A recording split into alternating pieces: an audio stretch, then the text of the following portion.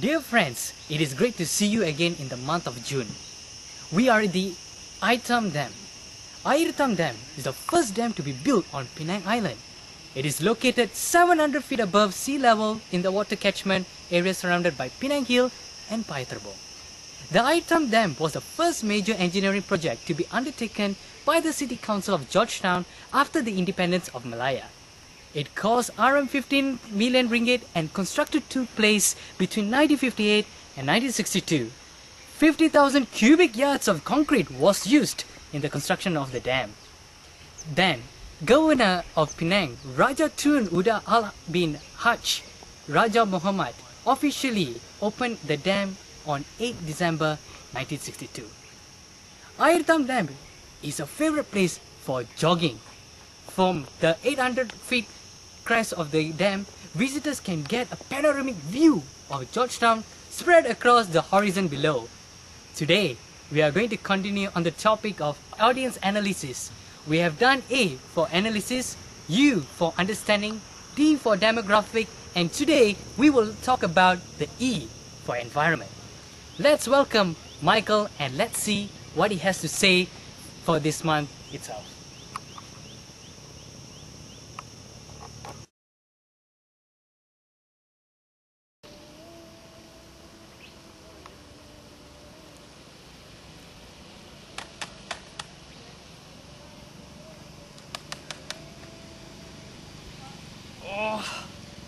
Can't seem to get my laptop connected to the LCD projection.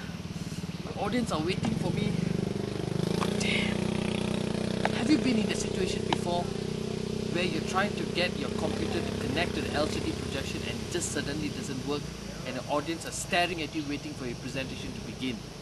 Well, a very good afternoon ladies and gentlemen, and welcome to the month of June, and we're going to talk about E for environment in the topic of audience analysis.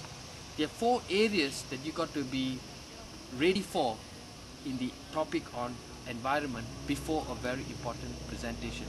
And the first one would be your computer and your LCD projection. You've got to be sure that you know how the laptop is connected to the LCD projection. And to assist you in that area, it's very important for you to find out what LCD projection you're using. Is it compatible with your laptop? And very important to come in earlier for your presentation to test this out to make sure everything works. It will also be good for you to check with the event planner if they have a standby laptop just in case your laptop has a compatibility issue. The second area that you got to be focused on is temperature, lighting. I realized in my experience as a trainer that when the room temperature gets really cold, you'll find that your female participants, number one, would get very uncomfortable, followed by the male participants. And when it gets a bit too cold, you find that they are focusing so much on the temperature rather than focusing at what you've got to say. At the same time, after lunch, you will also notice that when the temperature gets a bit warm, audience gets sleepy, tired, lethargic. And as the digestive system is actually running, they can't concentrate on a presentation. It will be good for you as a presenter to find out where the temperature controls are. The same thing goes for lighting as well. If I have too much light, you find that people cannot see your LCD projection. You find there's too little light, it gets a bit too romantic for a presenter. So it's good for you to find out where the lighting controls are as well. The third area that you want to focus on is the sitting position. What kind of sitting position would be suitable for your presentation? Traditionally, if you're having a training, a round table style presentation format setup would be good. Round tables encourage participants to discuss among themselves during group discussions and partner works, and they can also share in front of the group and everybody can see them quite clearly. Roundtable builds synergy. Some of you may prefer a classroom style. Well, the classroom style is very trainer centered. Unless you're teaching teenagers or children, a roundtable style would be the best for adult learning. The fourth area in environment, which I think it's very important that you got to consider, is your standing position.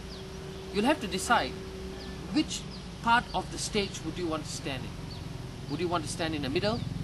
That will be a good idea if you are not using the LCD projection, or sometimes you want to stand on the left or you want to stand on the right. You got to take a look and see if there's any blind spots. Blind spots will prevent your audience from having a clear view of you and thus not being able to pay attention to your presentation. So it will be good for you to decide at which juncture and where you will be standing in the stage, so that every audience member in your presentation will have a good view of you. So these are the 4 important points that you want to consider. And let me do a quick recap. The first area that I talked about is your LCD projection, your computer. Make sure everything is set up well, come in a little earlier. The second area is lighting, room temperature. Make sure you know where the controls are, and if you do not have the controls available to you, ensure that your event manager knows where to control and give him instructions as and when necessary. The third area would be sitting position, preferably a round table style.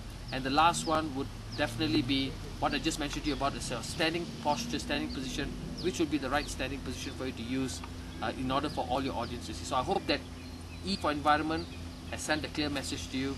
At the end of the day, it is all about preparation. Have a great day. I think this video basically helps you prepare for the big day well. As Michael says, it is good to come in early and get things sorted out, thus making the presentation comfortable for your audience.